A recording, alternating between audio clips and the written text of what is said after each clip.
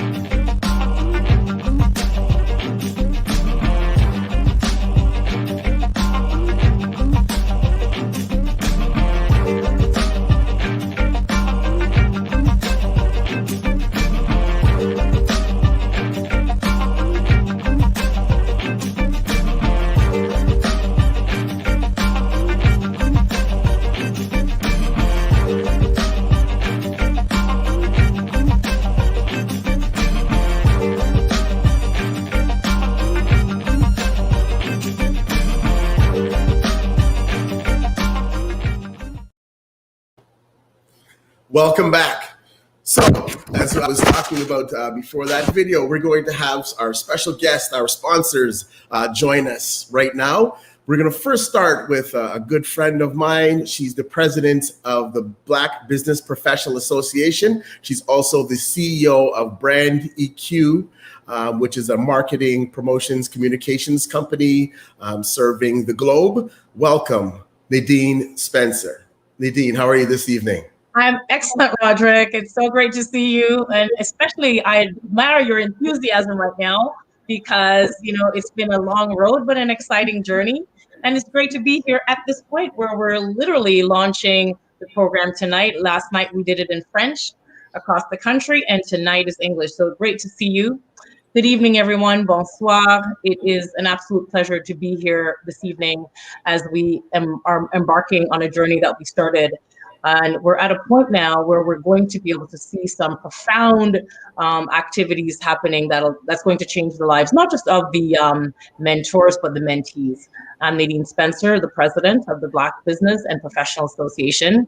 We are an organization that has been in existence for 38 years, working to address equity and create economic opportunity for Black businesses and professionals. We also have a robust scholarship program where we provide scholarship to Black youth. This is a great evening, and it's a great evening because we are seeing the fruits of our work over the last year in terms of the plans we have for promoting Black pride and working with youth to shape a future for them in a very positive way. So on behalf of the BBPA and Say It Loud, in partnership with Mentor Canada and Starbucks, we are very pleased to welcome you to tonight's special event. Say It Loud MentorME is one of the highlights of our efforts to support and mentor Black youth. I don't have to tell you that Black youth are the future of our community. And this year, we're especially pleased to be working with Starbucks and Mentor Canada. And Starbucks, it's a company that is legendary for its support in the communities where it operates. So thank you, Starbucks, once again. And I have here my Grande 6 pumps. Absolutely. This is the product placement right here. No water. And it's still hot. So thank you so very much. But, Starbucks, you have been more than supportive at each stage of where we've been working over the last 8 months. Also, Tracy from Mentor Canada. So we thank you. Your backing allows us to really plan a future that truly enables through and connecting Black youth with leaders and role models will make a substantial and remarkable change in the future of the Black community. It has never been at such a large scale that we're doing this, and we're looking forward to every single step.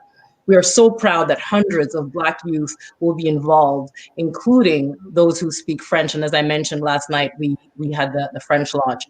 So, we will write our success stories through this process and begin a journey that is a new, exciting one. To all the panelists who's participating, I thank you in advance. I thank you once again, Roderick, and our awesome partner at Say It Loud Canada. On behalf of the BBPA's board of directors and our executive director, Francis Del Sol, who is also participating as a panelist, we're just profoundly grateful for this event. Very exciting. And we look forward to sharing and continuing to grow together, share the information, share it with your friends, share it with your colleagues, because we really are working for this to be a success. By providing opportunities for young people to learn, excel, and grow, we're building a future for society as a whole. I thank you. Over to you, Roderick. Thank you very much, Nadine. And I think you were modest in terms of stating the job that the BBPA is doing. And I can honestly say, from understanding the BBPA and being a part of the board, that the BBPA is doing a tremendous job in improving the lives of Black people across this country. I think it's almost unprecedented in terms of the relentless nature in terms of representing Black community and also being the advocate and being steadfast in terms of making sure that we're at the table for all of the opportunities that are coming our way. And obviously in terms of some of the challenges that we're having right now, inevitably with this pandemic, the BBPA is at the table and also here to serve the Black community. So kudos for your leadership, Nadine. You are doing a tremendous job, and we appreciate you and we support you in everything that you do. So next, we would like to have Kimberly Robin from Starbucks Canada speak on behalf of Starbucks. Kimberly, actually, before we get to Kimberly, we're going to actually welcome a good friend of mine. He's also my business partner and founder of Say It Loud Canada, Farley Flex. Farley, are you with us this morning? Actually, this afternoon, my brother. Afternoon, evening. I'm here outside an unknown brick wall in the city of Toronto. All right. So how you doing, my brother? You good? Well. Yeah, very well. Thank you. All right. So tell us a little bit about Say It Loud. Actually, we'll get a little into Say It Loud a little bit later, but tell us a little bit about mentorME for those people who aren't privy to what mentorME represents and the work that we're going to be doing across the country in terms of helping and then aligning young Black folks with people in terms of their professions or their interests or skill sets or personality traits. Tell us a little bit about mentorME, my brother. Okay, so thanks, Rod. And you're doing a great job thus far. I expect that to continue. So mentorME is one of the elements of Say It Loud that is critical to the betterment of our youth. And we speak in terms of nationwide, from British Columbia to the Maritimes. What we have to recognize is that the transatlantic slave trade, colonization, anti-Black institutional and systemic racism, all of the above, have shallowed the pool of talent that young people can be influenced by in terms of opportunities that have been restricted from people of African descent in this hemisphere. So it's critical that we as organizations who work in community do what it takes to deepen that pool. So how are we going to do that? We're going to do that by identifying mentors in the categories that align with the Say It Loud initiative, which are technology, entrepreneurship, social innovation, literary, culinary, fashion, visual, and performance arts. So the idea is that if you're a young person with aspirations or goals in any of these categories, and the life skills that accompany those skill sets that allow you to be successful truly, both in your professional and personal life, we thought it would make sense to provide you with individuals who walk those paths and have gone down those paths and identifiably have represent what success should mean, satisfaction in your career, being able to give back to others, et cetera, et cetera. So mentorME is the platform within the larger Say It Loud platform that will allow young people to find guidance. And as our good friend Michael E. Chin once said, you find a mentor, you find out what they did to get where they are, and you do exactly the same thing. Then you add your own little touch of you add your own nuance to it.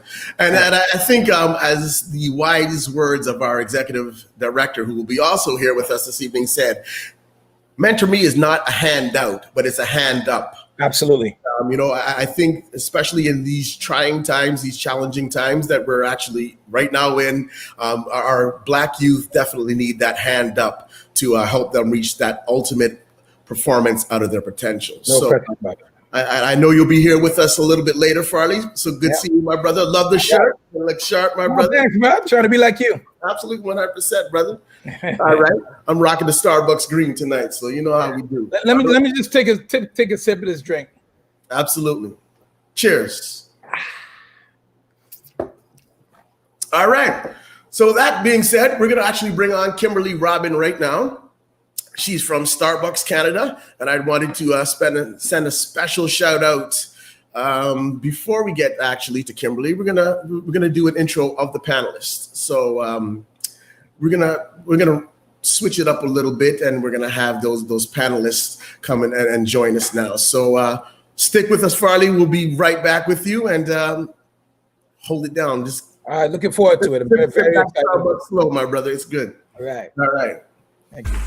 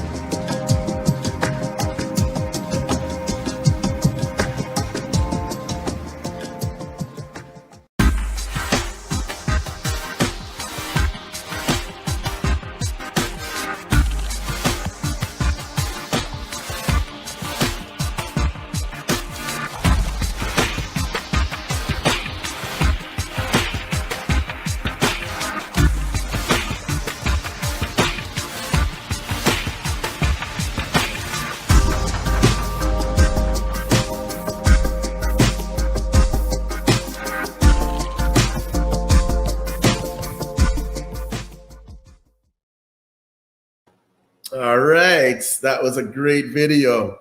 So as I was saying, right now we're going to introduce our panelists, and one of the special guests from Starbucks Canada is Kimberly Robin from Starbucks Canada. Kimberly, are you with us this evening?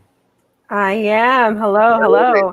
I have to say, I love the product placement of all the Starbucks cups. I love it, and the drinks. What product placement?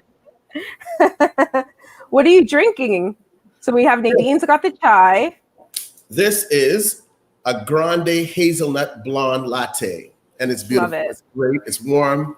I would definitely recommend it as the drink to go to on cold winter evenings. But regardless of the weather, we're here forever in terms of Black mentorship, obviously moving community forward. So how are you this evening? I'm great. I'm so excited to be part of this. So excited to give my insight, just to talk to the Black youth listening. And I'm just so moved by everything so far. The videos have been great. And you're doing a great job too, Rod. Thank you very much. Appreciate that. Okay. So in terms of just a quick question, in terms of the importance of community for Starbucks, how important is it for Starbucks to be an integral company or corporation and then helping bettering the lives of Canadians in this sense, but in community in general? How important is that for Starbucks? It's really important, for sure. Starbucks is definitely represented in all different types of communities across Toronto and across Canada. And just with that being said, it's really important that Starbucks is doing the right work in the communities with different types of people, right? Whether it be Black people, Asian people, or whoever, and anyone a part of the LGBT community. We're definitely a face of the community, and we want to be that third place for our customers to come in and feel welcome, and welcome them with open arms. So it is really important. So yes, definitely so. And on behalf of Say It Loud Canada and the BBPA, we definitely are very appreciative for all that Starbucks has done and continues to do. We just wanted to say thank you very much to Starbucks, and thank you very much to Ross Anderson, who's been on with us on a weekly basis, helping this to come to fruition. So we appreciate you, we value you, and we continue to work with you to make Canada the very best place on the face of the earth to live. Thank you very much to Starbucks. So next, we're going to also have a community partner that we've been working diligently with on this initiative. We're going to have Tracy Luger from Mentor Canada just come on and join us for a couple of seconds or minutes. And just in terms of introducing Tracy, so she's been an amazing partner. She has been diligent in terms of helping steer this mentorship program behind the scenes to what it was going to be. So Tracy, are you there with us this evening? Hi. Hi, Tracy. How are you? I'm good. I'm good. Thank you for having me. Thank you for being with us. As part of Mentor Canada, we are a collective impact initiative that is driven by stakeholders, community organizations, government, private sector. And so we are committed to expanding access to mentoring to help every young person fulfill their potential. And so with that, we are looking to improve the number of mentoring programs offered to young people across this country, but also to increase quality. So we are absolutely thrilled to be a partner with Say It Loud, with BBPA, and with Starbucks to launch this innovative mentoring program that provides Black youth across our country with meaningful connections and relationships to mentors and to role models.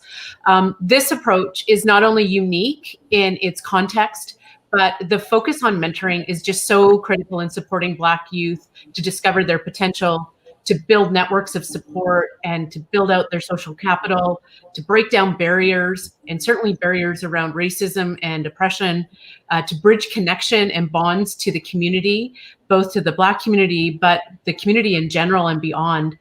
And truly, it's about igniting possibility for their career pathways and their future.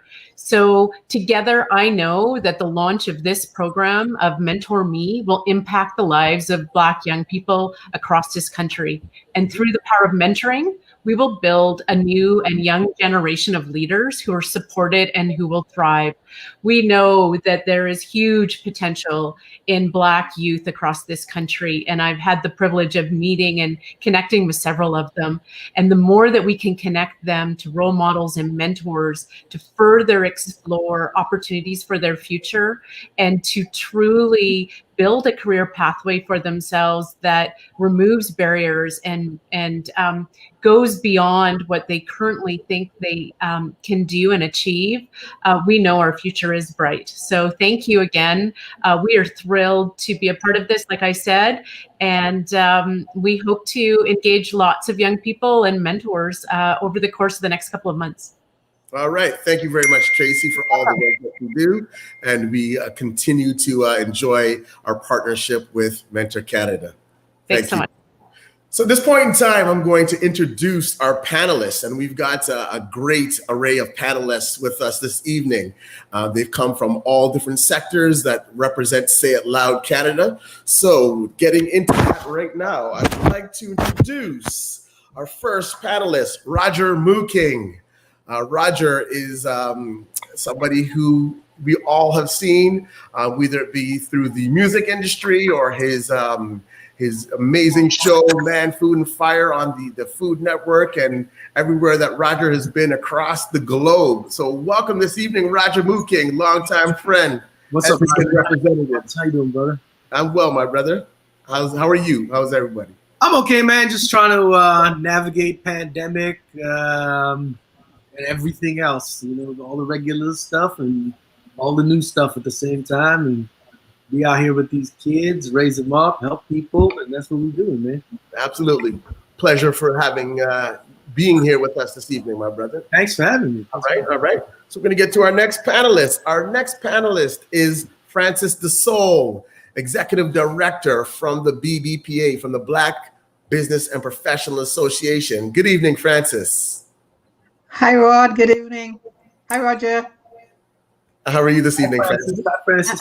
I'm doing good. Thank you. Good. Thank you very much for being here and leading the BBPA in terms of the integral role that you do with having that community impact that we all know is so critical, especially at a time like this right now. And our next guest is going to be Kimberly Robin. We saw her come up a couple minutes ago representing Starbucks. Welcome again, Kimberly. A pleasure to have you with us again. Thank you so much.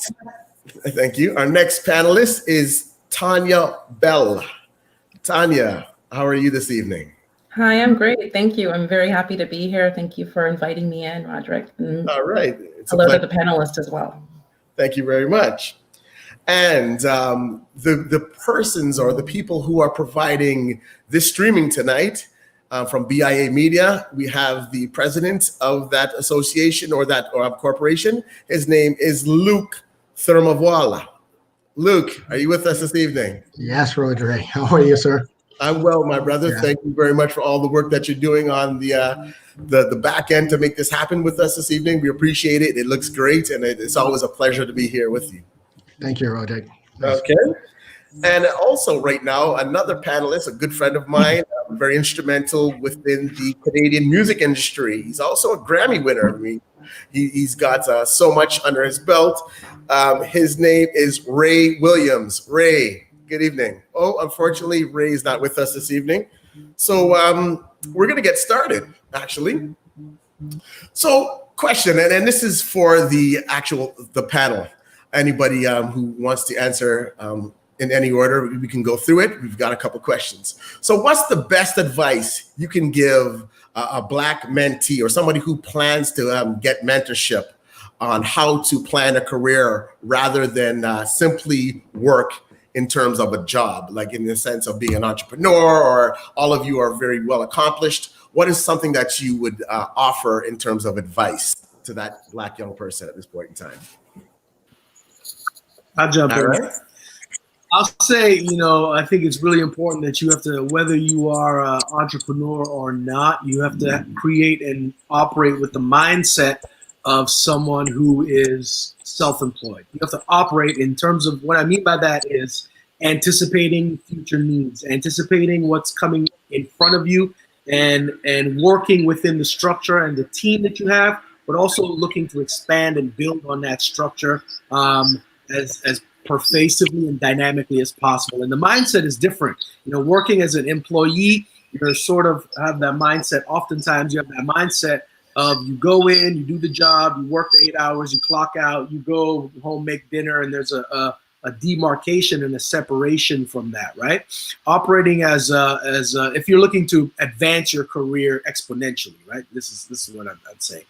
You kind of have to go at it with the mindset that you have to take ownership of your sector of whatever this job is and your role in that company. If you're a role in the company, or if you're operating as an independent entrepreneur, you have to have the mindset of, okay, how do I make this environment better for everybody around me and better for myself, and empower the people around me while I empower ultimately yourself as well, right? So it's about taking that mindset of not just clocking in, clocking out, but being proactive and thinking outside of the boundaries of the dynamics of a job description.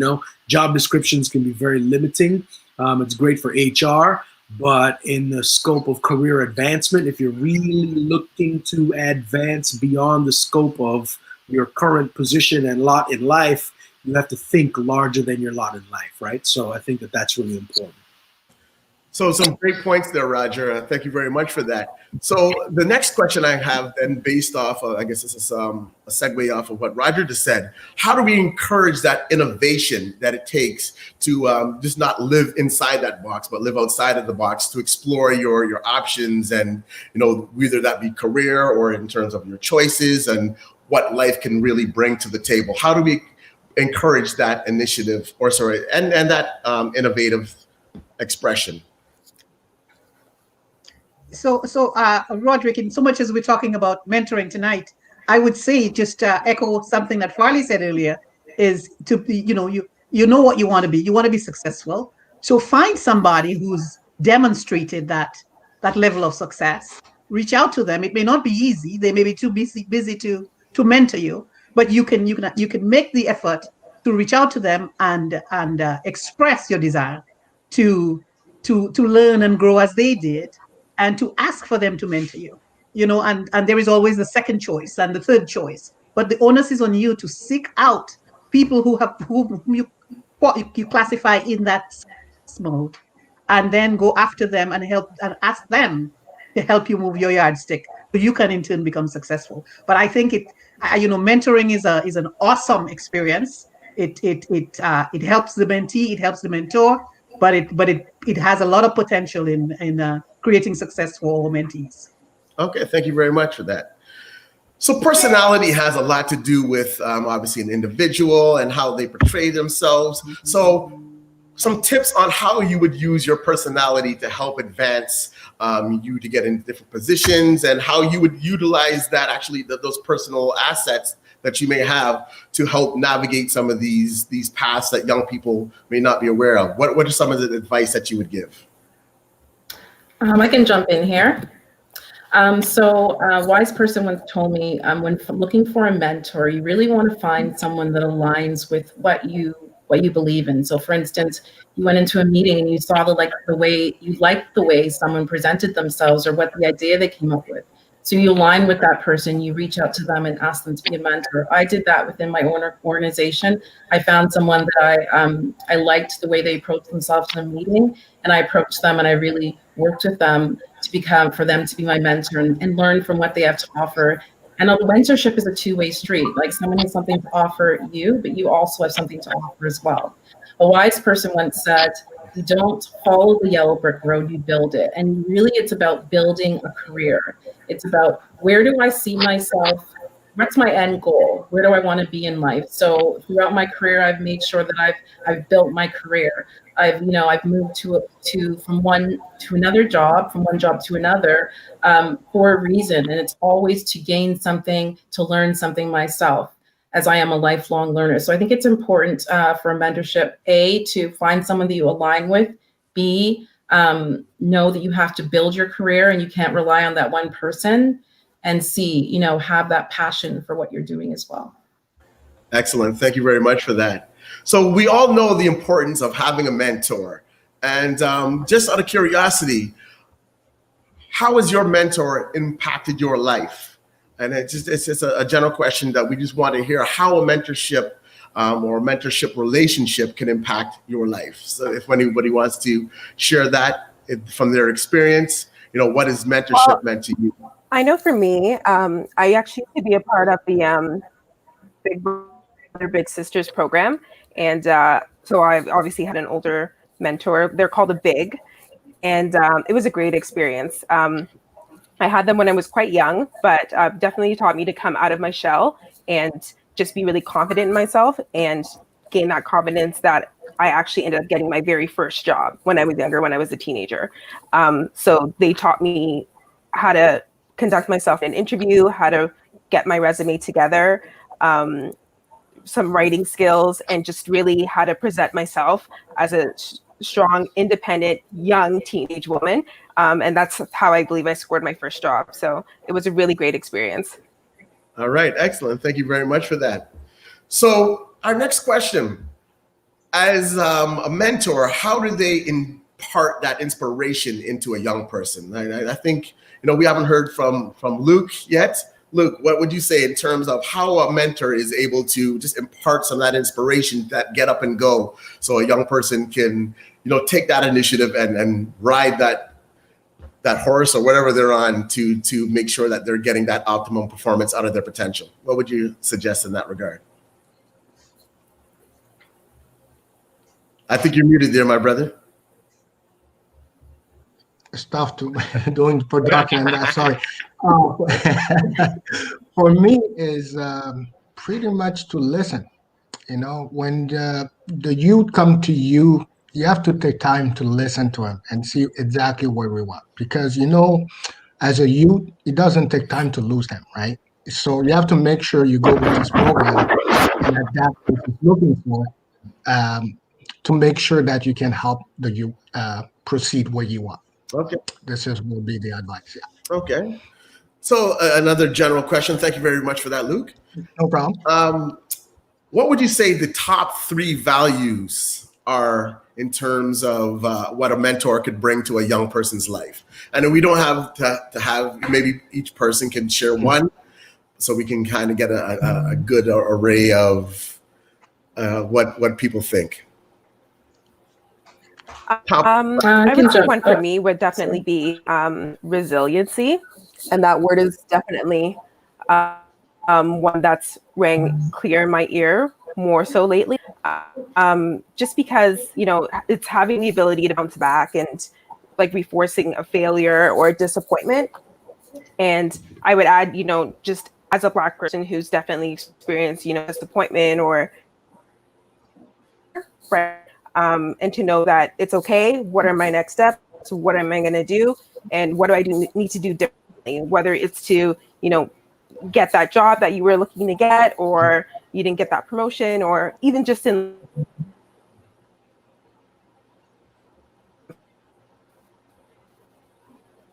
Gotcha. Yep. I think we're having a little bit of technical difficulty there with Kimberly, so we didn't hear her. But Fran, yeah?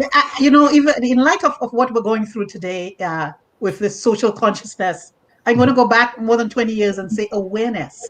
Because my mentor said to me when I didn't want to take a job, is it because you're not smart enough or you're not tough enough? And I think he knew what he needed to say to me, get me to move. And I knew that I was smart enough. I didn't know if I was tough enough.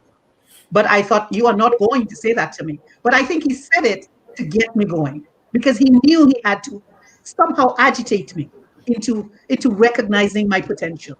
So I go back more than 20 years, but I think it's the awareness of what people thought about us.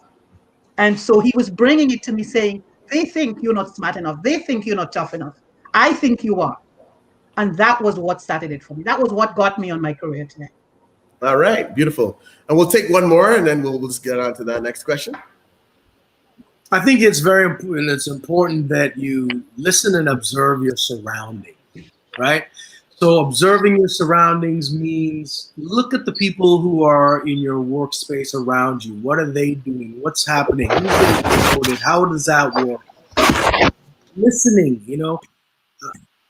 If you spend more time listening in a conversation than talking, you know, you've heard this over and over and over. It's often the nuances inside the conversation that where the truth of the conversation lies. You know, so I may be in a conference call meeting and they're talking about the budgets. What's, you know, budget is important, or, you know, the signing off on a thing. Yeah, that's important. But it's all the little things that happen in a half-hour conversation in between that you can piece together pieces of puzzle to really understand what the real big picture is happening. Mm-hmm. People go into a meeting like that saying, focusing on, I need to get the budget signed off, or I need to get the result I need, right?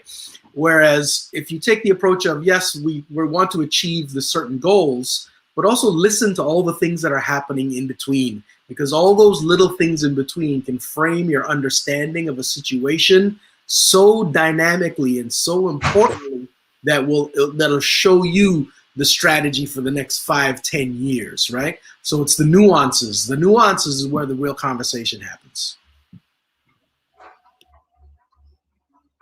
Well, there we go again. Thank you very much, my brother. Very well said.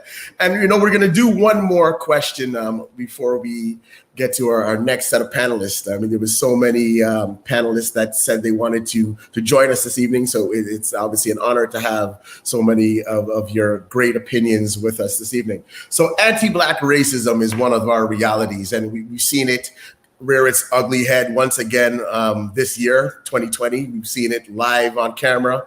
And what advice would you give young Black people at this point in time and moving ahead in terms of how to navigate some of those moments where anti-Black racism is apparent, and obviously it could be very frustrating, and then obviously even in terms of discouraging? What advice would you give to our young Black people? And we'll start with you, Tanya, if you're ready to roll with that one. Oh yeah, of course. I would say that especially in the work environment, where you may face some of that, it wouldn't be, I don't call it anti-back aggression, I call them microaggressions. Mm-hmm. So sometimes it can be the slightest thing someone will say that may be a microaggression. It's something that you don't catch and you don't notice, and then it happens, you're like, wait, that actually might have been racist, but you don't call it out because you are maybe afraid to.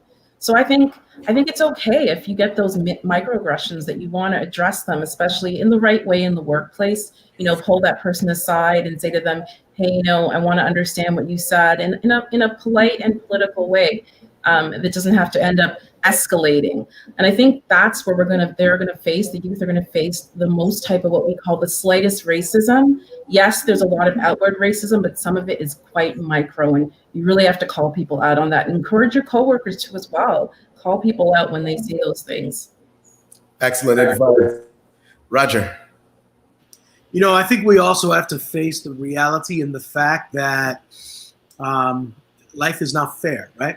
And part of that is the understanding that we are just going to have to work harder, faster, stronger, more efficiently, be more productive. When it's more productive, it has to be of a better quality and a higher standard across the board. We just have to accept that. And then once you get to the place where you are able to lift people up through the chain so that they don't necessarily have to work that hard to get to that next place, then you can reach back and lift up to do that, right? But I think that it's very important that we have to come to accept that this place is not built for us. So we have to enforce our will upon it, right? And that you just have to outwork, out hustle, out grind, be more straight, more tactful, more smart, more productive, like I said, than everybody else around you. We have to work twice as hard to get half as far, and if we accept that, we just do that, right? It's like you have to wear boots in the winter or you're going to get cold. Steel toe boots, my brother, steel toe boots. That. You don't go out in socks and slides, right?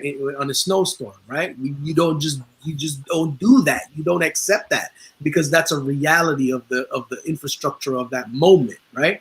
So the infrastructure of our moment is, we can't roll in with socks and slides when it's a snowstorm. We need to put on them boots and a jacket and go headlong into it. And that's even in the summertime, we got to wear those steel toe boots, my brother, because you know what? On the realness, our feet will get stepped on, and then it's just about understanding that, but continue to keep it moving.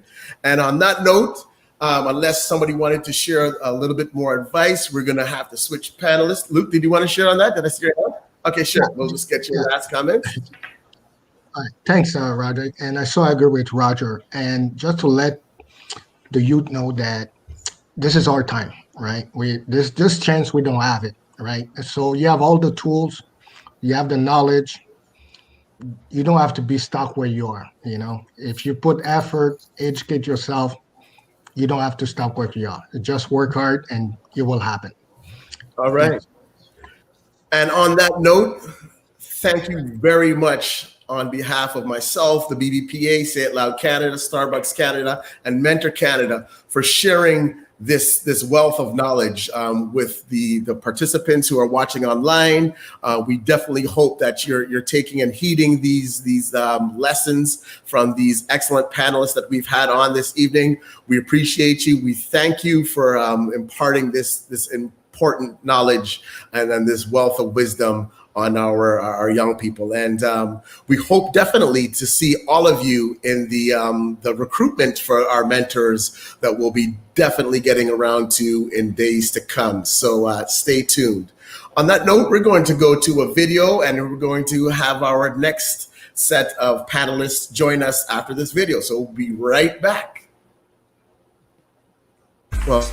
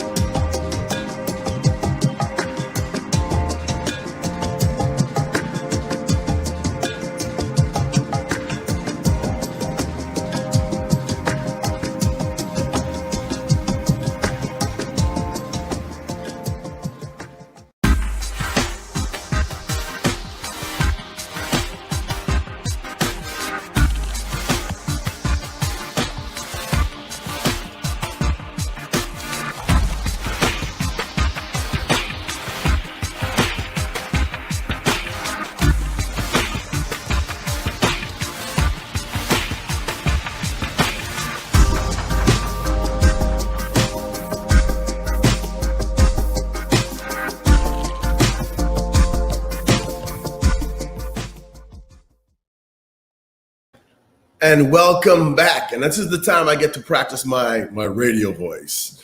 And welcome our next set of panelists. Farley Flex, come on down. Welcome, Farley Flex. Yes, sir.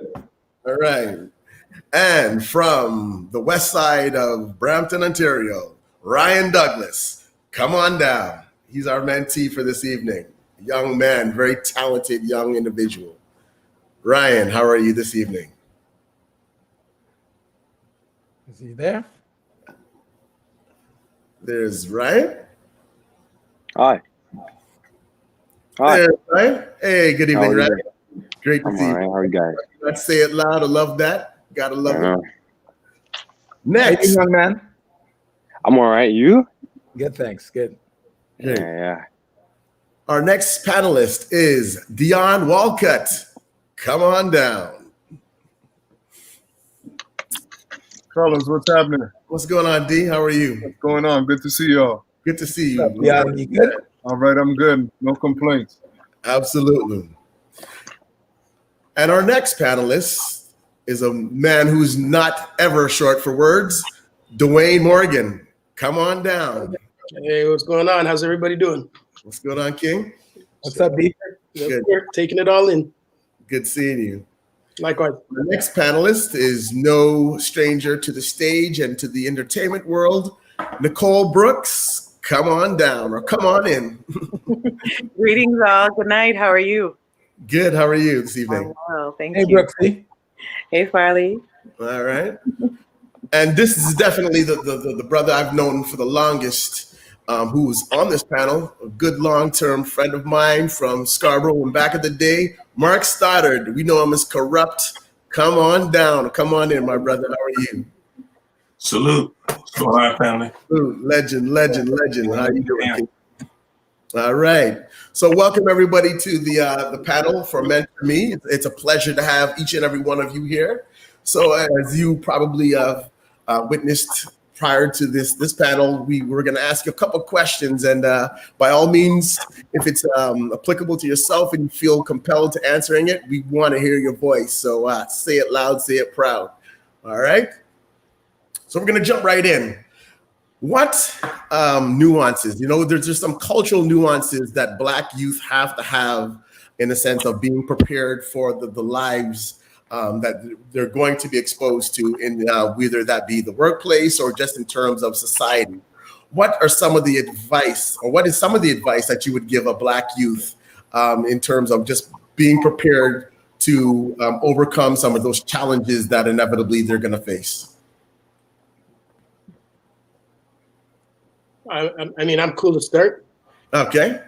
I think one of the things is to practice being multi-bilingual. And what I mean by that is, it's cool to be able to, to talk slang and stuff with your friends or whatever, but you have to know when to switch it up. You have to know how to speak to other people, how to speak to people in business, even in terms of understanding that how we present ourselves, how we dress is a form of communication. So also knowing who the audience is. When do I have to speak another language? When do I have to look different in order to get a different response? So you can't just walk into any environment and be like, yo, I'm here, and expect that it's going to work in your favor. You have to know how to work every kind of room, how to work every kind of audience.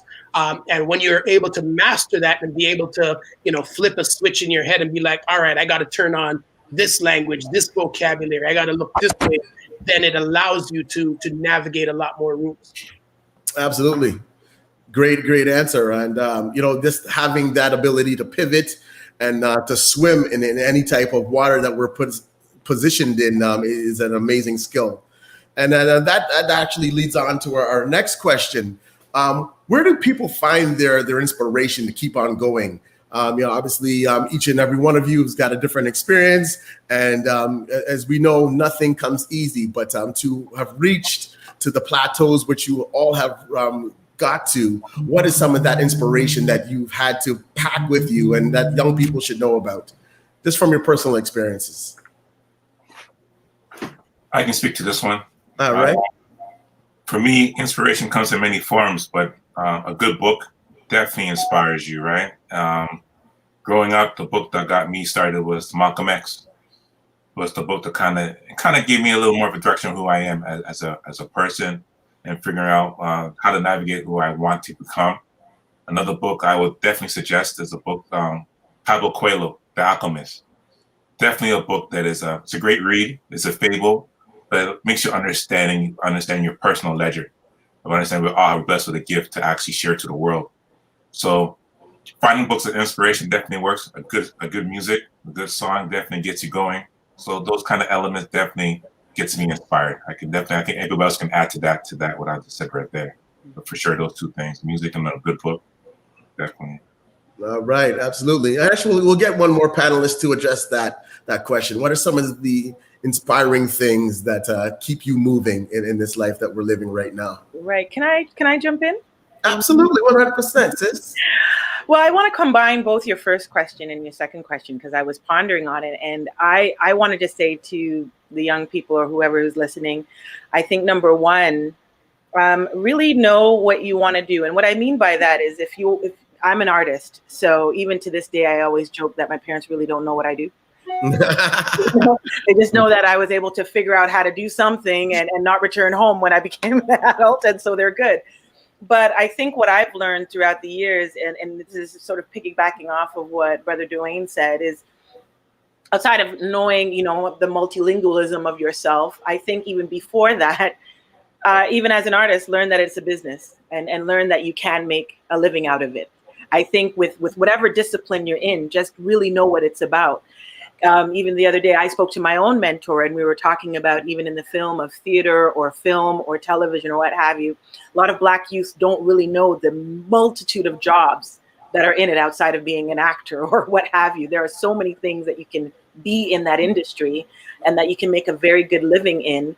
So really start investigating the field that you're interested in and not just saying, okay, I want to be a writer or what have you. Look into the field and say, what other things in there, or how far can I expand as being a writer or a musician, or you know what I mean, like in the sense of if you like playing music or whatever, but maybe you can write for a television show or do a film score. People don't think of transferring their artistic skills, and this is why I'm speaking to that, in those other ways that can be quite profitable, even in the way that you want to do it, that there's more to it than that.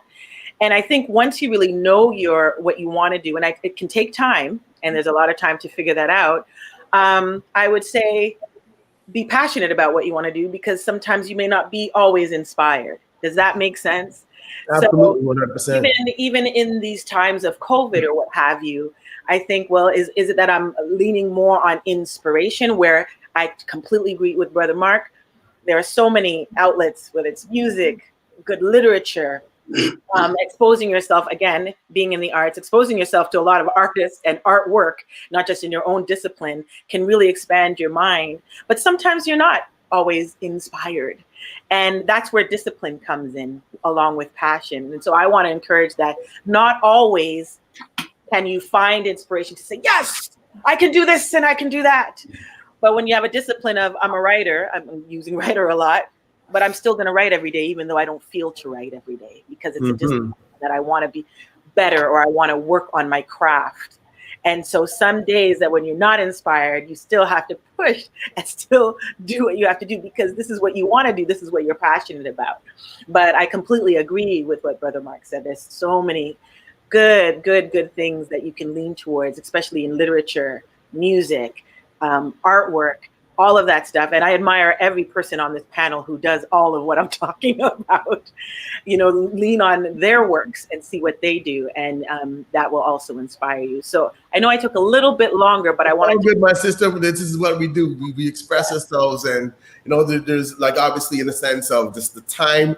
People need to hear this. Yeah. So that the whole premise of what we're doing right now is just to allow people to hear what people who've gone through some of the trenches and then have lived a little bit more than others, to share that experience and to also be able to impart some of that knowledge on our young people, which is integral in terms of their growth.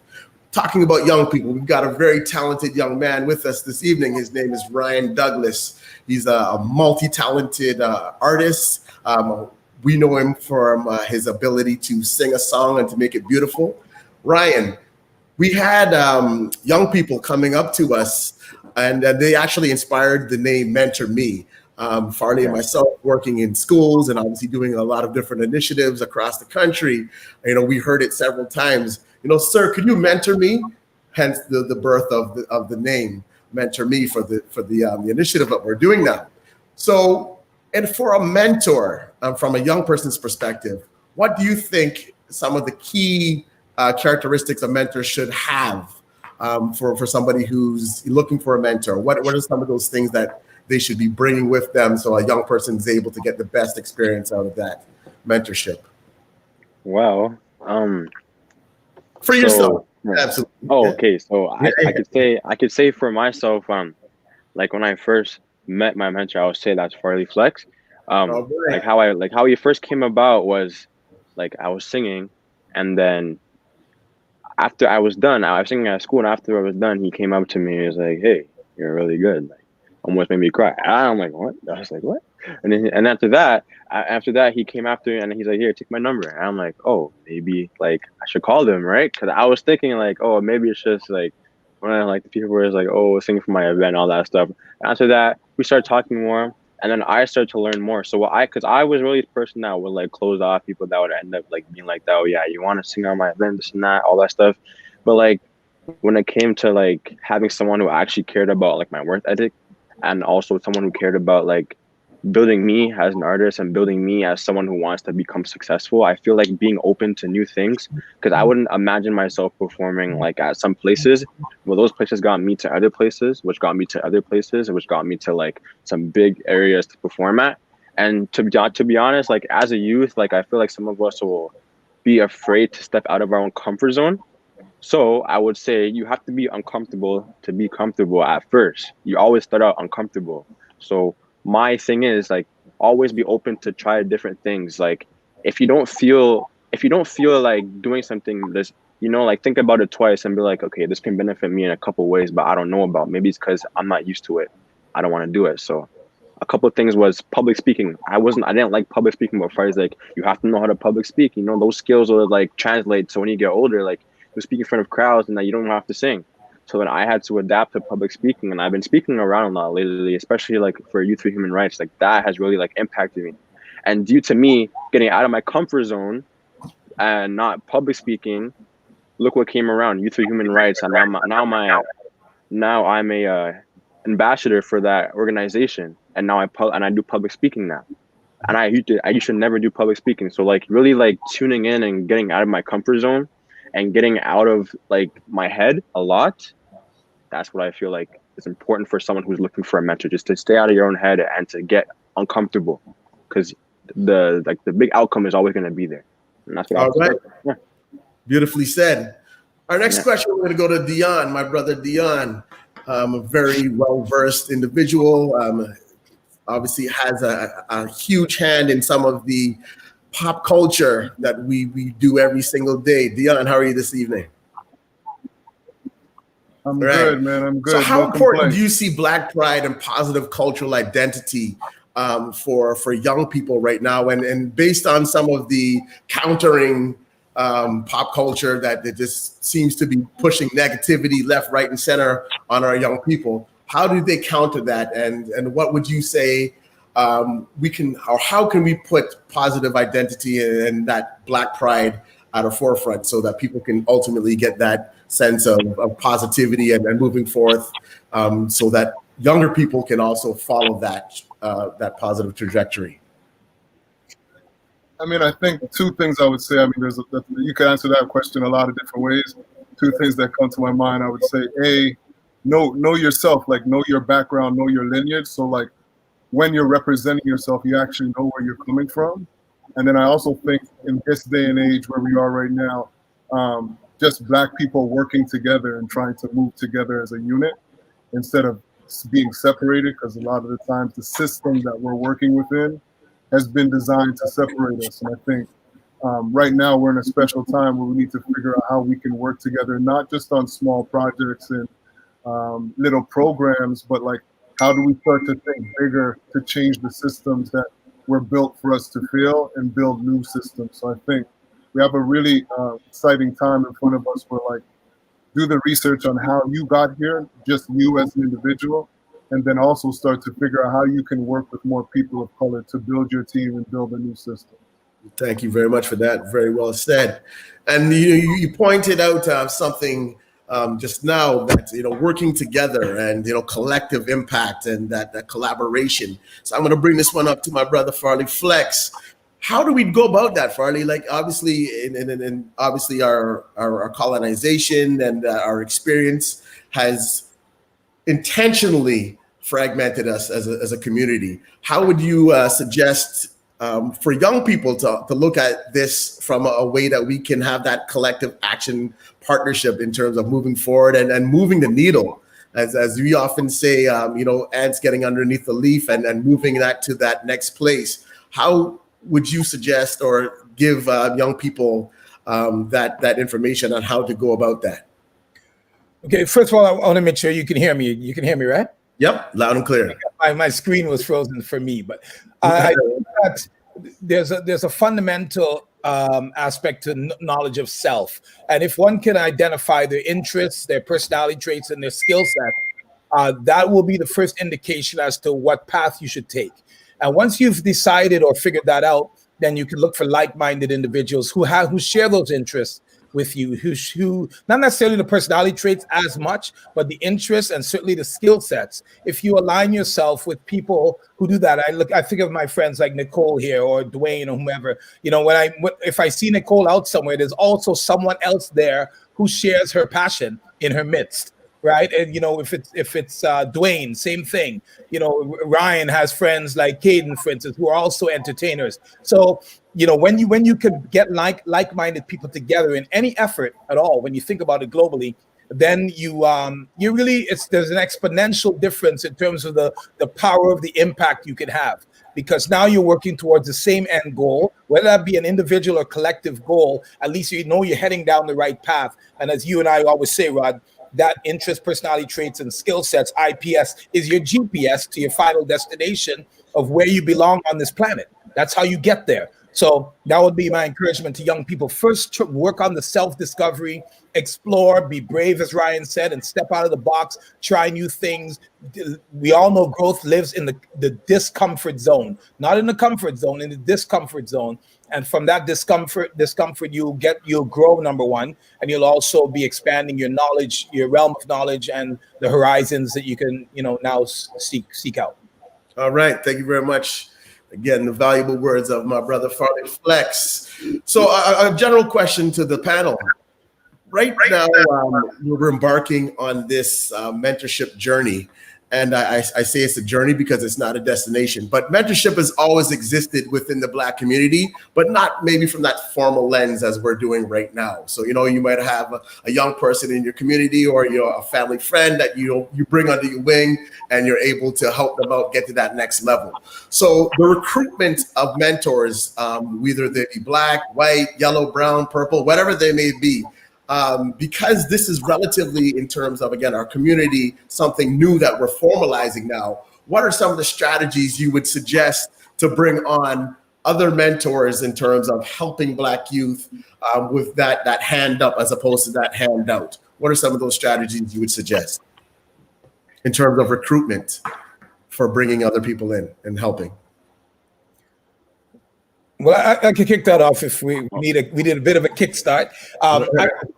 I think one of the key aspects of recruitment, again, aligns with, the demonstrated passion that someone has for what they do, right? And when I look, especially in the creative sector, you look at people, especially in this city of Toronto, we have the whole influence of American culture, et cetera, et cetera. But then you have people who seem to be resilient to the lack of opportunity. So, again, Nicole has mounted plays, and Dwayne's done tons of spoken word shows.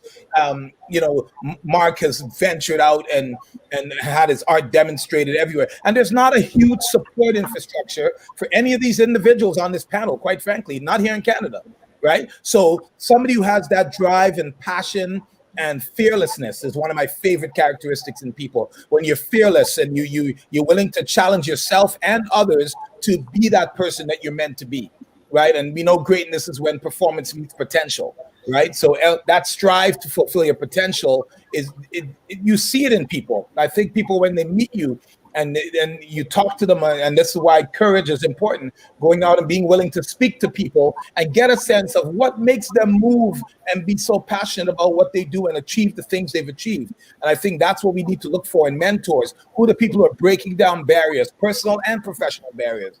Who are the people who are relentless in their pursuit for happiness, happiness being the definition of success from my standpoint. So that's what I would say in terms of recruiting mentors. And young people, those are the people young people end up gravitating to anyway. When you think of the icons that they follow, all those icons are tremendously successful based on hard work and work ethic and the things of that nature. All right. Excellent. Excellent. I jump in too in terms of like also just reach out. Like I think sometimes people think because, you know, Mark or, you know, whoever, someone at Nike's that has such a crazy position that they're not going to reply to you.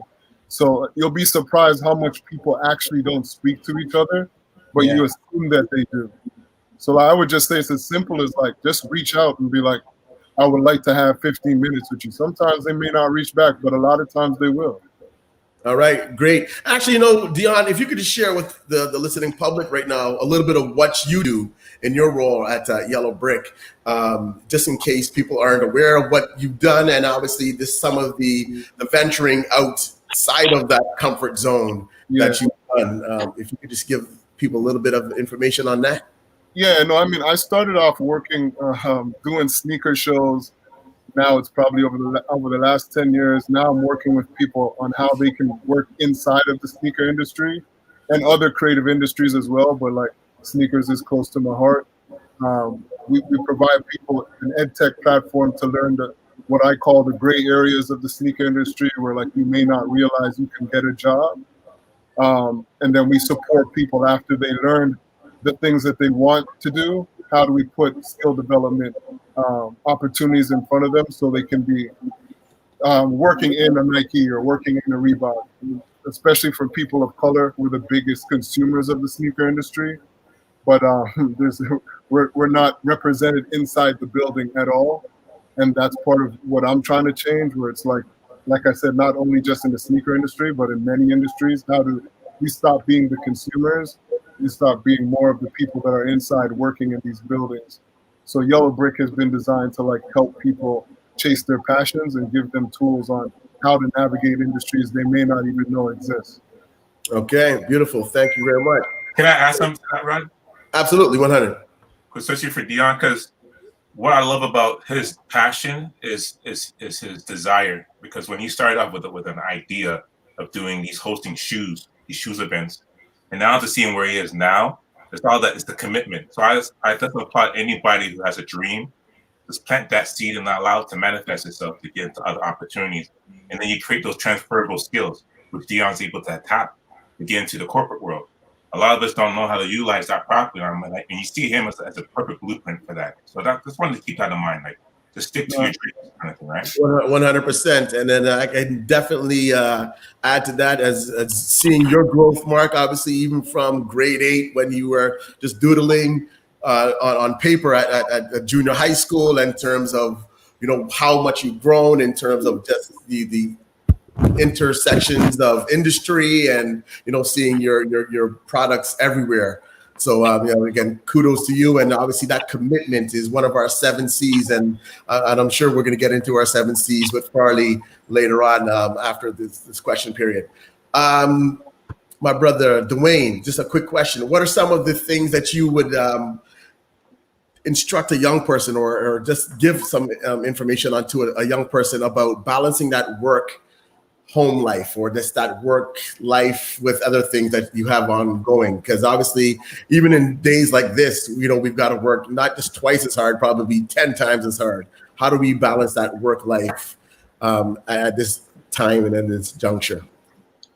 You know, I think when you're doing stuff that you're passionate about, it becomes really easy, because a lot of times it doesn't even feel like work. You're just doing stuff that you love to do. And when you love to do it, you don't have the same level of burnout as you do when you go to work for somebody else. You don't have coworkers getting on your nerves. You got people around you that you enjoy, that you love building with, that you love doing stuff with. So I think when you surround yourself with passion, with passionate people, it makes it a lot easier to not get bogged down in the heaviness of the world outside. It makes it easier to find that balance between, home life and your work life and the stuff that you do. And for me, there's so much of my home life that is my work life. It's so integrated that, I don't try to separate these things, because as an artist, this is what I am. This is who I am. So, the Dwayne Morgan brand is all consuming. So, my daughter comes on stage with me, or she comes to the shows, or she volunteers, or whatever the case may be, because this is what we do. This is, how it is, right? So I think it's really a matter, for me, is how can I integrate those things as opposed to separating them, and integrate them in a way that nothing feels like it's being neglected or not being taken care of. All right, beautifully said. So on our way out, I know we're not saying goodbye as of yet, but we just wanted to get one word from you that a mentor has imparted in terms of what they've brought to your life. One word to describe that. And we'll start with Farley Flex. One word that can describe something that a mentor has brought to your life. I would say fearlessness. Like, to be fearless is, to me, the number one thing. Fear is the biggest inhibitor of success. And I believe in being brave and courageous and all the things that go with that. All right. Thank you very much, my brother. Ryan Douglas, one word that describes something a mentor has brought to your life. I would say practice, because, if someone has talent and if I practice more than them, I beat their talent. And at the end of the day, it's up to me to practice, as I'm putting this work in for what I want to be when I get older. So, if I practice and I practice, that will literally push me forward more than I want to be than if I just use my raw talent. So practice plus raw talent equals perfection. So that's what I live by. No such thing as luck. Said beautifully, my brother. Amazing. Mark Stoddard, one word. Legacy. One thing that's guaranteed, or two things: the day that you're born and the day that you die. It's that dash in between is what kind of preserves your legacy, right? So that's my whole thing, is that I'll leave behind are interesting stories that people can remember you by. Okay, beautiful. Nicole Brooks. Oh, goodness. I was just like, I keep thinking of two words, not one. Okay, we'll let you have two. Well, I've had a lifelong mentor. My whole career is built on having a mentor. Her name is Claire Prato Fuller. And she's imparted a lot with me. But I would say forward march. She's like, never look back, keep going forward. Because especially as an artist, our road is never easy. And every mistake is still a learning block. Every success is a learning block. So when you look at everything in its totality, everything is propelling you forward. And I just want to say, in the spirit of Say It Loud and mentorship, the other word that comes to me is support. I will emphasize again, my career would not be where it is if I did not have a mentor. And so I'm very privileged. I want to thank Farley for inviting me to be a part of this panel, because I understand how important it is to have someone guiding your career, as well as you, as the young man said, practice your craft. It is so invaluable to have, and you can have more than one. Just having someone, it's part of eldership, right? It's having someone who is senior than you, aiding you along your path. So I want to say that the word we should all have here in the Say It Loud panel is support. All right, beautifully said. Thank you very much for that. Dion Walcott. I would say purpose, because when the times get rough and you can't figure it out, it's always going to be coming back to your purpose. Like I always say to the students in our school, or the people I'm mentoring, is like, put your purpose in front of the profit and everything will be all right. I think a lot of times we're chasing money, we're chasing the wrong thing, but purpose is what's going to drive you through at the end of the day. Beautiful, beautiful, beautiful. Last but not least, the man of many words, my man, Dwayne Morgan. I think I would say confidence, just knowing to believe in yourself, believe in your talents, believe in that you have everything that you need to succeed. Sometimes you just need somebody to put you on the right path or to tell you, when you got to come off, on the exit, when you got to pivot, when you got to do those things. But so much of it just is tied into your belief in yourself and your abilities. Okay. On that note, thank you very much to our panelists. Again, very insightful. Young people definitely who are listening, and actually older people, mature people, have definitely been able to take away something from everything that you've imparted this evening. We thank you, we value, we appreciate you, and please tell a friend to sign up for that recruitment for mentors and mentees, so that we can not just give a hand out, but hand up to those young people who are in need and will need our support now even more so than ever before. So thank you very much. Farley, if you want to just stick around for a second, we're going to have a couple questions come to us, but we're going to now go to a video of some of the submissions that we've received in the course of Say It Loud during this initiative. So thank you again, everybody, and go safe and have a good evening. Thank you. Thank you.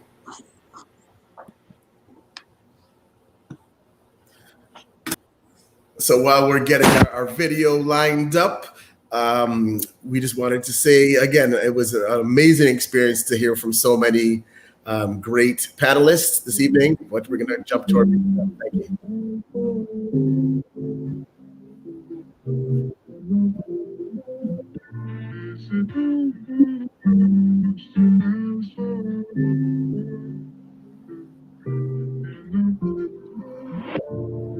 Thank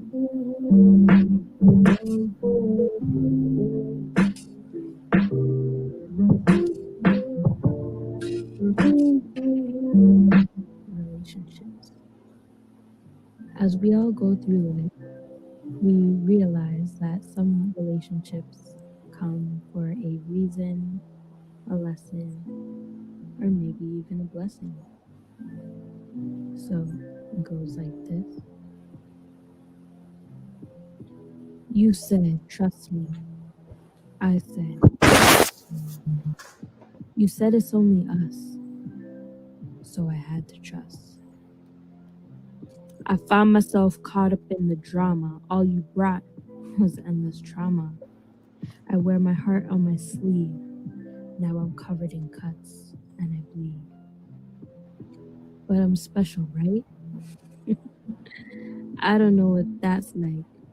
Baby, we were tight.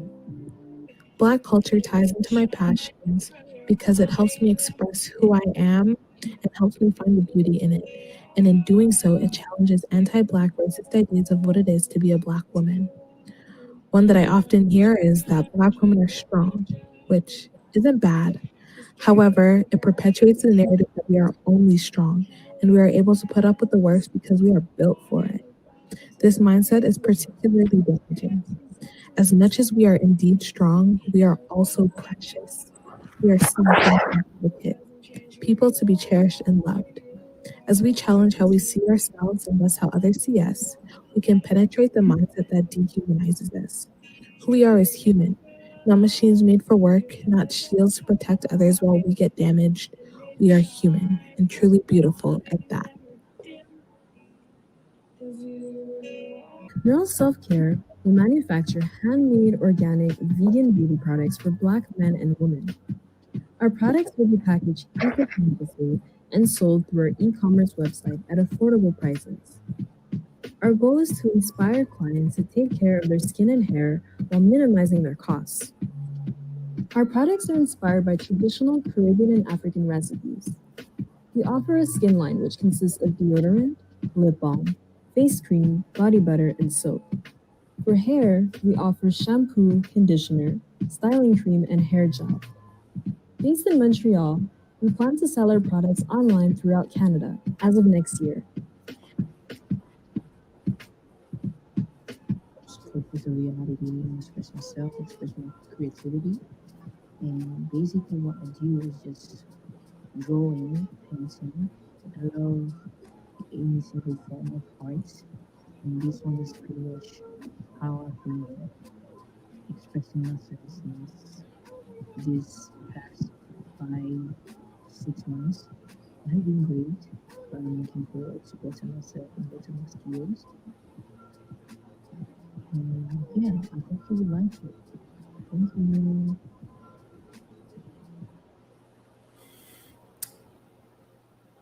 And thank you for all of those great submissions, everybody. Again, it's going to be a task and a half. We received, almost 300 submissions from across the country.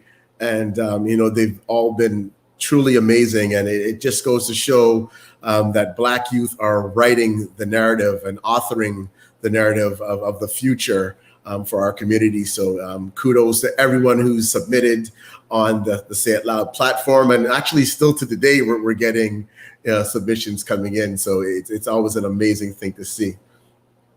Farley Flex, I think you may be muted there, my brother. 1 second. Okay, I'm unmuted. There we go. There we go. You hear me now?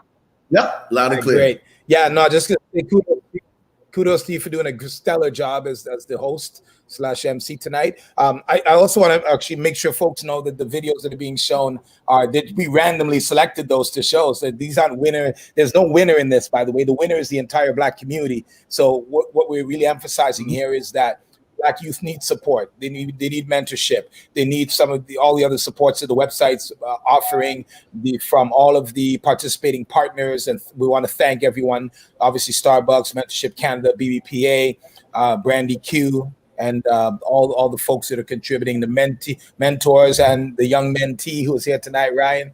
It's great to see people come together and recognize again that common purpose, that common goal, and be willing to work together on that front. So we're excited at Say It Loud to adjudicate the submissions and so on and so forth, but we're really excited to perpetuate the program through the mentorship and all the other supports that are there. So while we have a calendar in terms of the culmination at the summit, we know that, which will be in February, which is the 25th anniversary of Black History Month. We know we're going beyond that in terms of the support. So the more people get involved, the more people talk about it, the more evidence we have as to its need. And that's all we ask from people is like Roderick always says, tell a friend to tell a friend, so there's no end. All right. And that's really what we want to try and achieve. All right.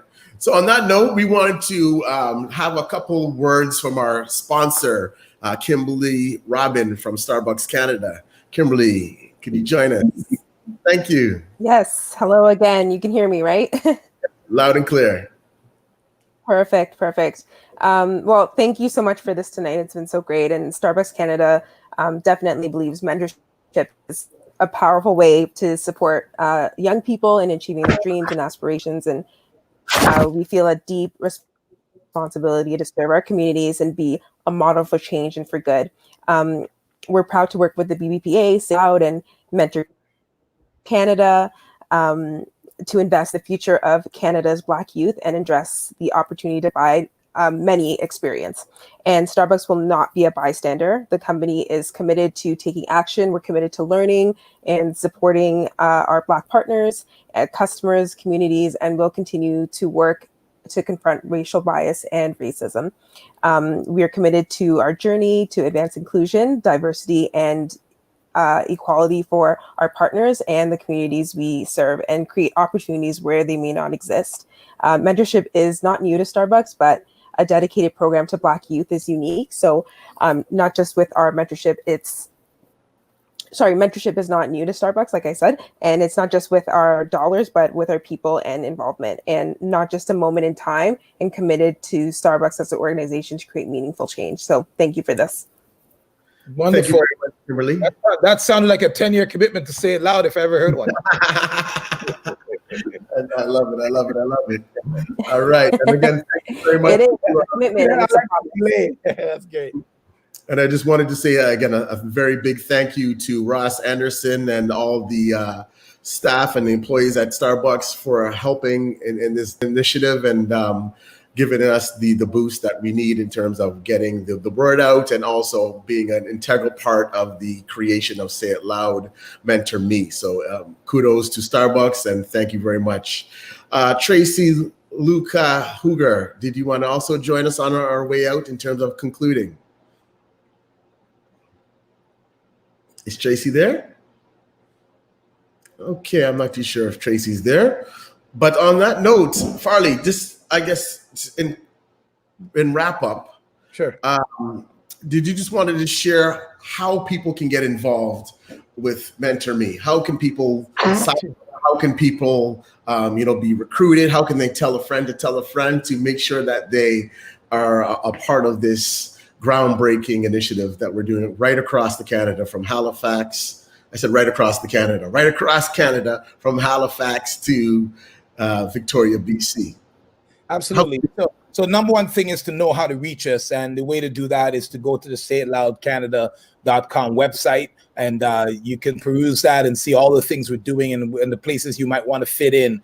There are many, many opportunities within the MentorMe aspect and the support aspect. Beyond the direct mentorship, we have business plan writing support, we have grant writing support, those kinds of things, all of which we need mentors and people with skills and expertise in those categories. So we're hoping that folks, if you don't think you have the time for certain things, there are other things that come easy to you. And it might come easy to you, but it's generally speaking, without the leadership and support and the nature of how we exist in this country, a lot of people need support from those who have the skill sets to do so. So we're reaching out to the community wide, nationwide, to say that with this virtual world that we're in, you can be in Vancouver and mentor a young person in Halifax and everywhere in between. So it's not about geographic limitations. It's about recognizing, as I said at the outset, the pool of talent has been shallowed by the circumstance, whether it be poverty, whether it be colonization, marginalization, anti-Black racism. We need to deepen that pool so young people can look left, look right, look forward, and look backwards and say, that person might be able to help me. And that's what we have not had as a people. And it's so important. If we want to change the trajectory of our people in this hemisphere, we have to help one another. There's no ifs, ands, or buts about that. So a quick question on commitment. So a lot of people have been asking, so what is the commitment like? How much time we're going to have to spend? Obviously, everybody's extremely busy, or a lot of people are extremely busy at this point in time. So if you could just share a little bit about what could mentors be looking at in the sense of putting in, on a monthly basis, for instance? Yeah, so we're looking at a bi-weekly interaction. So every 2 weeks for 1 hour. Right. And if you think about it, if you're honest with yourself, you look back at your last 2 weeks and determine how many minutes you've wasted. Like, no disrespect to anyone, but everyone has wasted time in some manner or fashion. All we're asking for you to do is repurpose that time into mentorship with a young person, and that's all we ask, And obviously, I can speak as someone who's mentored for years and been mentored. The value and the sense of gratification you get from helping others is unmatched, right? It supersedes financial gain. It supersedes, material gain, anything you can think of. When you see a young person, I mean, I've had young people who I mentored 15, 20 years ago who tell me, oh yeah, I own a studio now, or I do this now. I have a restaurant in Paris. Like, these are legitimate scenarios, right? Yeah. For people that you loaned your time to, based out of the passion for love and life and the betterment of others, right? When we live, in that sort of mind state, it's an incredible thing if we all do, especially if we all do collectively and collaboratively. Absolutely. And Mentor Canada, they can go to Say It Loud MentorMe the Say It Loud website and look under MentorMe, and there's the registration that you can get involved with. We are definitely going to be starting that interview process in the sense of just reviewing mentorship proposals and candidates. And please definitely go to the Say It Loud mentorcanada.com website and go under MentorMe to register. It is open right now, and we're looking for mentors from right across the country. We want definitely the Francophone audience to be a part of this, and obviously everyone in between, again, Halifax and Vancouver. The opportunities now, and we're looking for anybody who has the expertise. In which areas, one more time, Farley? Sure, we have technology, entrepreneurship, social innovation, literary, culinary, visual, fashion, and performance arts. So that's a broad cross-section of industries that we generally are not associated with at the highest levels and the broadest levels. You know, when we look at something like performance, people might say, oh, he's a hip hop artist or she's a hip hop artist, but there are many aspects of performance, as Nicole Brooks would tell you, as Dwayne Morgan would tell you, you know, et cetera, et cetera. Then we look at things like technology. We're great consumers of technology, but we need to also represent on the production side of things. In terms of social innovation, we know the deprivation that our people have gone through. So necessity is the mother of invention. Let's create and encourage young people to create socially innovative ideas that are going to move the race forward.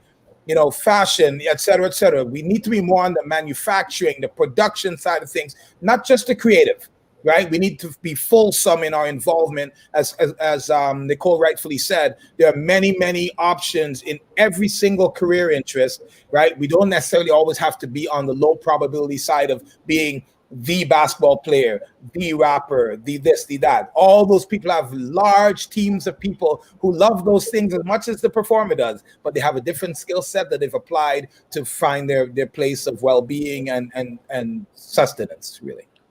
Absolutely. So in the sense of how people were able to then put in, like, could you just share a little bit? Obviously, we're doing it virtually right now, so people from, again, Halifax to Vancouver can help anybody that has that interest or that expertise, or they can share that expertise with people who've got that same interest. So just share a little bit about how that's going to work.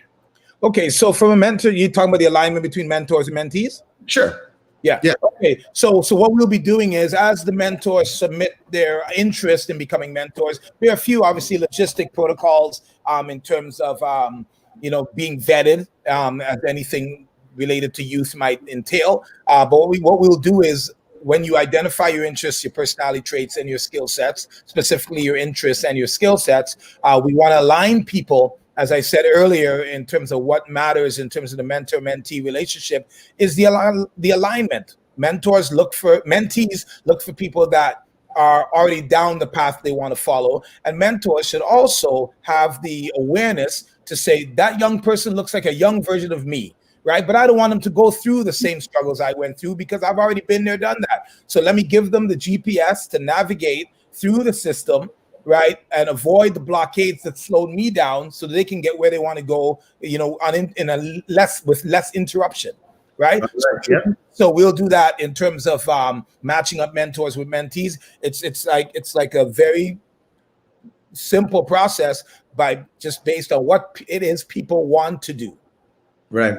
And somebody just put a question in our chat.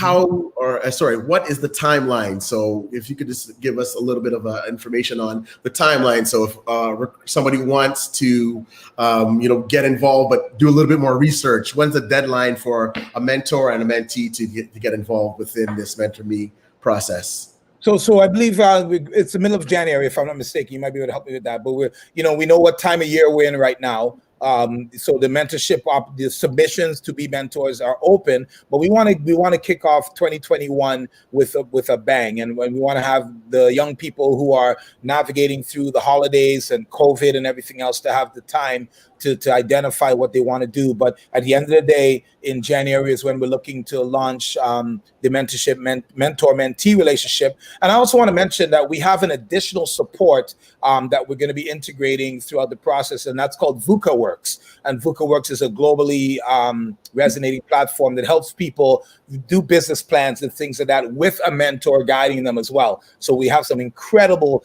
people from around the globe who want to support the business plan writing process and help people tell their story through a business plan and tell their business plan through a story. So lots of exciting things forthcoming, folks. And at the end of the day, we want to move the race forward because we just, again, I always explain to people, we're not trying to take anything from anyone. We just want to be equal, treated equal. Absolutely. And we've got a lot of catching up to do, my brother, real talk. So another question that somebody had was in sense of the deadlines, how is that going to work? And if I can just impart that it's going to be a sliding and rolling entry point. So our start off right now in terms of the launch is going to be in January 2021.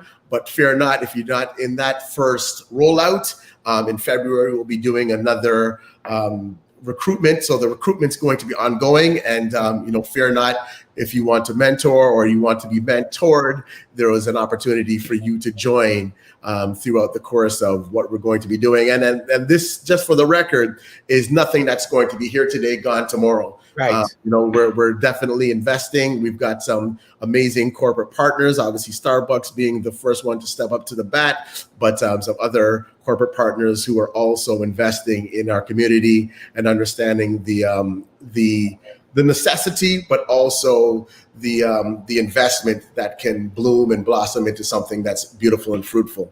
So thank you very much to all of our sponsors and to all of our prospect sponsors. Please visit Say It Loud Canada or the BBPA.org to get more information on how you can become a part of this initiative that we're going to be touching several lives and making a difference. And as again, our fearful leader from the BBPA, Francis DeSalle, has said, this is not a hand out, it's a hand up.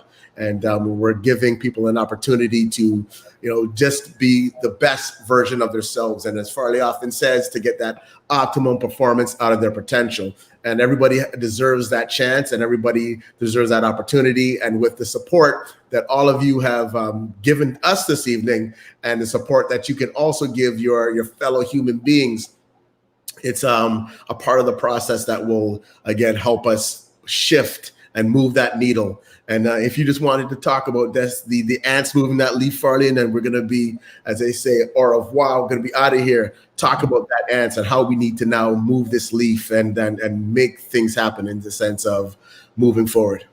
Absolutely, Rod. And, we use a lot of analogies, metaphors, you name it, to give people a sense of what we're talking about. And nature is a wonderful place to learn about collaboration. When you see ants in a colony of ants that are trying to move a leaf from one place to the other, it's literally, if it's a colony of, let's say, 1,000 ants, right? All 1,000 of the ants get under that leaf and move it from point A to point B. You don't have 320 chilling on the side saying, y'all, text me when you guys get there. It doesn't work like that. Sorry? No, I was saying the beer. Janat was saying Met case don't go too fast. Yeah, so it's about common purpose or common recognition, common effort, and common purpose, and that'll get us to where we need to go from point A to point B, and the B is capital BLACK. Have a good night, everyone. 100%. All right. On that note, we are going to say not see you later, but see you next time. And again, for all those who are interested in becoming a part of this groundbreaking initiative, MentorMe, please go to sayitloudcanada.com. As you can see on the screen, sayitloudcanada.com. Find the MentorMe tab, register, and the information will be right there for you to put in all of your details, and then you will be getting the mentorship package. And again, there's a lot that you will be able to learn as a mentor and a mentee. And again, we're moving it forward. We're not relying on anyone or anything to help us get to that next level, but we're doing it in tandem and out of the goodness and the greatness out of people in general. And then again, that could be from any race, any sect. We're just moving this forward in a sense of doing what's best for our community at this point in time. So thank you very much, Farley Flex. One final thought, bro. Final thought. Go ahead. Be a mentor, be a mentee, because you're meant to. Ooh, son, that's fine. You just came up with that. Was that? You just came up with that? Freestyle, you know how we do. Come on, fam. I didn't come ready to freestyle, but I gotta come back on the next one on that one. All right. So on that note, we just want to say thank you very much. And thank you very much for all of the comments that are coming in. Funky Folan, Marianne, thank you very much for this amazing opportunity. And Kareth is an amazing artist from Montreal. Big up to Montreal. Wanted to say thank you very much to our man Malik Shahid for last night on the Francophones. It was incredible. Alicia Keys, woo! I mean, man, if that's Alicia, that's anyways. Whatever Alicia that is, we thank you very much. And Emmanuel said, thank you very much. This has been a fantastic discussion. We thank you, we honor you, we value. We just wanted to say again, thank you very much to our title sponsor, Starbucks, Mentorship Canada, for doing all that you do, actually Mentor Canada, and finally the BBPA for being that place to land for the Black community right across Canada, as I say, from Halifax to British Columbia, you know, and everywhere in between, holding it down and being that agency, that organization that is. Shouts to Uju. We got to shout out Uju. Oh, 100. You know how that was not. We couldn't go this evening without saying Uju. I mean, if she was here, you know, we just want to give you that virtual hug, my girl. You know, thank you very much for all of the work that you've done behind the scenes, working with BIA Media and making this all come together. Your work and your probably your sleepless nights and making this 2 nights and into a beautiful historic moment will never be forgotten. Thank you very much for all the work you do. And, you know, as we all know, you know, sometimes things can get a little bit here, you know, we're moving, we're posing. And, you know, we just wanted to say thank you, merci beaucoup, and we appreciate and value you. You're a true asset to not just the Black community, but the world community. 100. And again, thank you very much to Nadine Spencer for all the work that you continue to do in the sense of bringing opportunities and bringing resources to the BBPA and the Black community. And finally, if you haven't had a chance to check out the financial literacy program, we're actually having our culmination on Saturday morning, starting at 10 a.m. Eastern Standard Time, Flip, Floss, and Fly. We've been on there 24 weeks imparting financial literacy, speaking the language of the community to the Canadian audience, and it's actually gone abroad now. We're in the Americas, we're in the Caribbean. And yeah, so we're actually everywhere. So if you haven't had a chance, go to the BBPA website. That is bbpa.org. Look for Flip, Floss, and Fly, register, and be a part of that historic moment. We're having special guests to bring us into the holidays this weekend. And also with the BBPA on December 19th, make sure that you're going to be there at our virtual holiday party. We're going to be having an amazing band. We're going to be having amazing guests, and we're going to be singing carols for those people who celebrate the Christmas holiday. We're going to be having an amazing time, and we're also going to be imparting and just having that positivity in these trying times. And no matter what, folks, as trying as it may be, we will definitely get over this. This too shall pass. So just stay safe. You know, wear a mask, and on that, you have the last. All right, 100%. Thank you very much. Signing out, Roderick Brereton, Farley Flex, Say It Loud Canada, BBPA. Peace, one love.